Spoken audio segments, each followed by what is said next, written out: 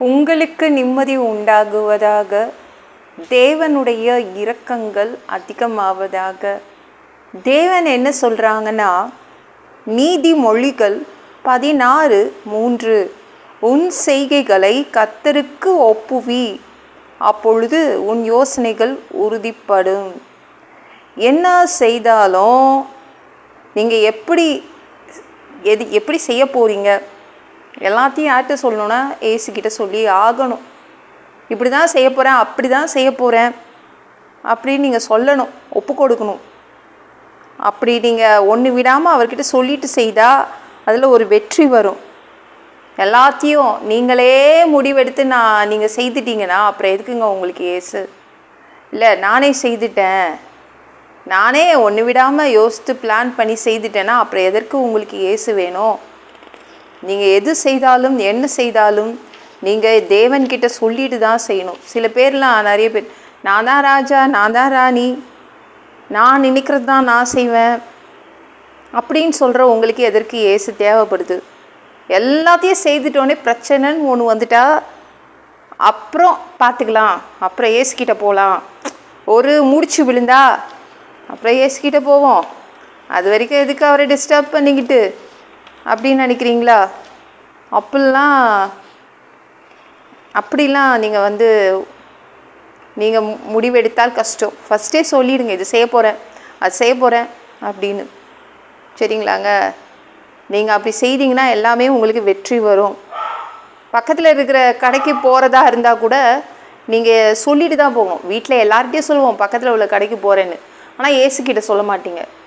சொல்லணும், நான் பக்கத்தில் உள்ள கடைக்கு போகிறேன், இதெல்லாம் வாங்க போகிறேன், அதெல்லாம் வாங்க போகிறேன் அப்படின்னு நீங்கள் சொல்லணும். அப்போனா யோசனைகள் என்ன பண்ணும்? உறுதிப்படுத்துவார் தேவன். இது வாங்காத, இது எதுக்கு உனக்கு, இந்த கடைக்கு போகாத, அந்த கடைக்கு போ அப்படின்னு அவர் சில யோசனைகள் கொடுப்பார். கிச்சனுக்குள்ளே போகிறீங்களா, அப்போவுமே ஏசுக்கிட்ட சொல்லிட்டு தான் போகணும். இதெல்லாம் செய்ய போகிறேன், இந்த குழம்பு வைக்க போகிறேன், இந்த பொரியல் செய்ய போகிறேன், இப்போ பாத்திரம் விளக்க போகிறேன் அப்படின்னு ஒவ்வொன்றும் சொல்லணும் அவர்கிட்ட. அப்போனா அவர் உங்களுக்கு ஞானத்தை கொடுப்பார். சீக்கிரமாக செய்து முடிச்சுட்டு வெளில வந்துடலாம். அதிகமான அறிவை கொடுப்பார். அதனால் எல்லாத்தையுமே ஒப்படைக்கணும். அப்போ சொதப்பாமல் வருங்க. நம்மளா செய்து எல்லாம் சொதப்பிட்டு அப்புறம் உட்காந்து அழுறதை விட எல்லாம் அவர்கிட்ட ஒப்படைச்சிட்டா சொதப்பாமல் வரும். சரிங்களா?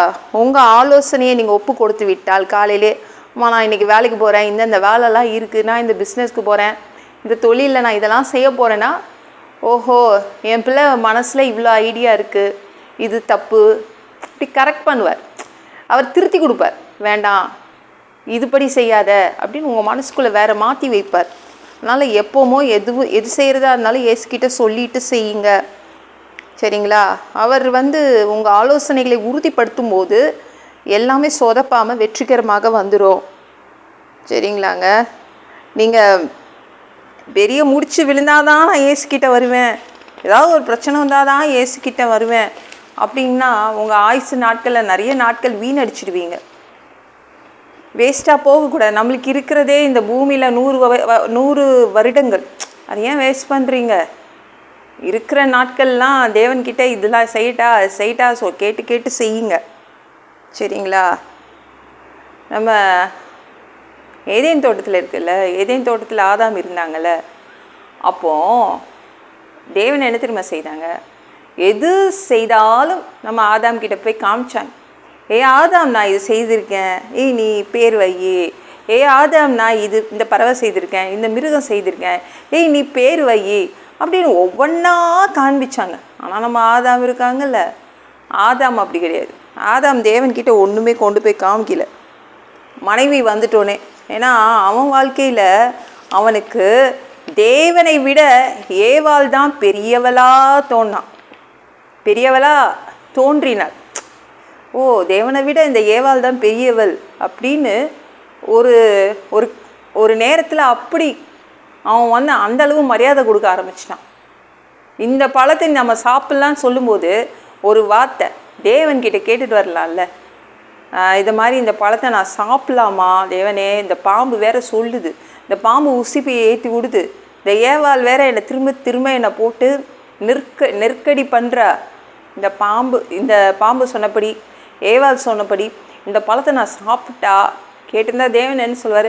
அதை தூக்கி போட்டுட்டு, பறிச்சுட்டா சரி தூக்கி போட்டுட்டுன்னு சொல்லியிருப்பார். இவன் அதை போய் சாப்பிட்டான். ஏன்னா அவனுக்கு தேவனை விட ஏவாள் தான் பெரியவளா, ரொம்ப பெரியவராக ஏவாள் தான் தெரிந்தா. அதனால் நீங்கள் கவனமாக இருங்க. எந்த மனிதர்களும் தேவனை விட பெரியவர்களாக தெரியக்கூடாது. நான் தான் ராஜா, நான் தான் ராணின்னு செயல்படாதீங்க. நீங்கள் எதுவாக இருந்தாலும் அது தேவன்கிட்ட ஒப்பு கொடுங்க. அவர் அந்த ஆலோசனையை கரெக்ட் பண்ணி திருத்தி கொடுத்துருவார். இந்த ஆலோசனையில் இவ்வளோ மிஸ்டேக் இருக்குது, இதெல்லாம் கரெக்ட் பண்ணுன்னு மனசுக்குள்ளே போட்டு அமுக்கி வச்சுருவார். அப்புறம் செய்த எல்லாமே நல்லா வருங்க. அதனால் தேவனை விட வேறு யாரும் பெரியவர்களாக உங்கள் வாழ்க்கையில் நீங்கள் பார்க்கக்கூடாது. தேவன்தான் பெரியவராக இருப்பார். உங்கள் வீட்டுக்குள்ளே தேவன்தான் பெரியவராக இருக்கணும். உங்கள் குடும்பத்துக்குள்ளே தேவன்தான் பெரியவராக இருக்கணும். உங்களுக்குள்ள தேவன்தான் பெரியவராக இருக்கணும். தேவன்தான் தலையாக இருக்கணும். நம்மளாம் வாலு தான், அமைதியாக இருக்கணும். சரிங்களா? இன்னைக்கு காலையில் எல்லாத்தையும் ஒப்பு கொடுத்துட்டு செய்யுங்க. எல்லாம் வெற்றியாக தான் முடியும். இந்த வீடியோ பிடிச்சிருந்துச்சுன்னா மற்றவங்களுக்கு ஷேர் பண்ண மறக்காதீங்க. கர்த்தர் தாமே உங்களை ஆசீர்வதிப்பாராக. ஜெபம் பண்ணலாமா? அன்பு பிதாவே, உங்கள் பிள்ளைங்க உங்கள் பாதத்தில் வந்திருக்காங்கப்பா. சாமி இரக்கம் செய்யுங்க, இறங்குங்க. அப்பா, உங்கள் பிள்ளைங்க இதெல்லாம் செய்ய போகிறேன், அதெல்லாம் செய்ய போகிறேன்னு சொல்லிட்டு தான் செய்ய போகிறாங்க. இனிமேலேருந்து நீங்கள் எல்லாமே அவங்க நினைக்கிற எல்லா ஆலோசனைகளையும் உறுதிப்படுத்தி அதை வெற்றியாக்கி கொடுங்கப்பா. எல்லாம் பொல்லாத பிசாசுகள், ஏவல்கள், மந்திரங்கள், தற்கொலை ஆவிகள், பயத்தின் ஆவிகள், பலவீனப்படுத்துகின்ற ஆவிகள் எல்லாம் இயேசு என்ற பெயரினை கொண்டு துரத்துகிறேன். ஓடிப்போ. உங்கள் பிள்ளைங்களை இரத்த கொட்டிக்குள் மறைச்சிக்கோங்க. பரிசுத்த ஆவியால் நிரப்புங்க. ஞான ஸ்நானம் எடுக்கணும். ரட்சிப்பீராக. இயேசுவின் காயப்பட்ட தழும்புகளால் எல்லா வியாதிகளும், எல்லா பலவீனங்களும், கேன்சர் போன்ற வியாதிகளும் சரியாகுவதாக. மரணப்படுக்கைகள் சரியாகுவதாக. பரம்பரை வியாதிகள் சரியாகுவதாக. பா, நன்றி அப்பா. மனிதனாக பிறந்தா ஜீவ புஸ்தகத்தில் பேர் இருக்கணும்பா, இல்லைன்னா நரகத்தில் பிடிச்சி தள்ளிடுவீங்க. பா, அங்கெல்லாம் தள்ளினா எப்படிப்பா வாழ்கிறது? தீ எரிக்கிற இடத்துல எப்படி போய் வாழ்கிறது? வாழ முடியாதுப்பா. பரலோகத்துக்கு அனுப்புங்க. நாங்கள் பரலோகத்துக்கு வர்றதுக்கு ரொம்ப ஆசைப்படுறோம். அங்கேயே அனுப்பிடுங்க. அடித்து உதச்சி திருத்தி அங்கேயே அனுப்பிடுங்கப்பா. உங்கள் திரு ரத்தத்தை கொண்டு கழுவப்படாத பாவங்களை நல்லா கழுவி அந்தவரே எங்களை பரலோகத்துக்கே அனுப்பிடுங்க. எந்த ஒரு இமை பொழுது நீங்கள் வருவீங்கன்னு இயேசுவை வணங்கி காத்துட்ருக்கோம். சுத்தமாக வாழ்ந்து காத்துட்ருக்கோம். பா, அந்த தருணம் ஆண்டவரே எங்களை விட்டுட்டு போயிடாதீங்கப்பா.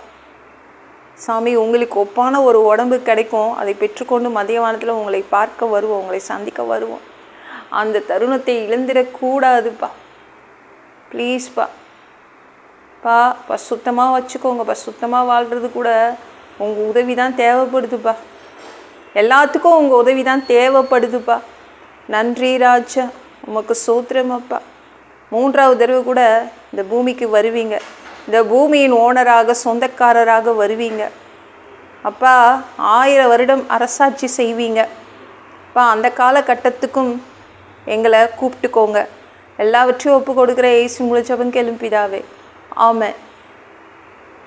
நாளைக்கு பார்க்கலாம்.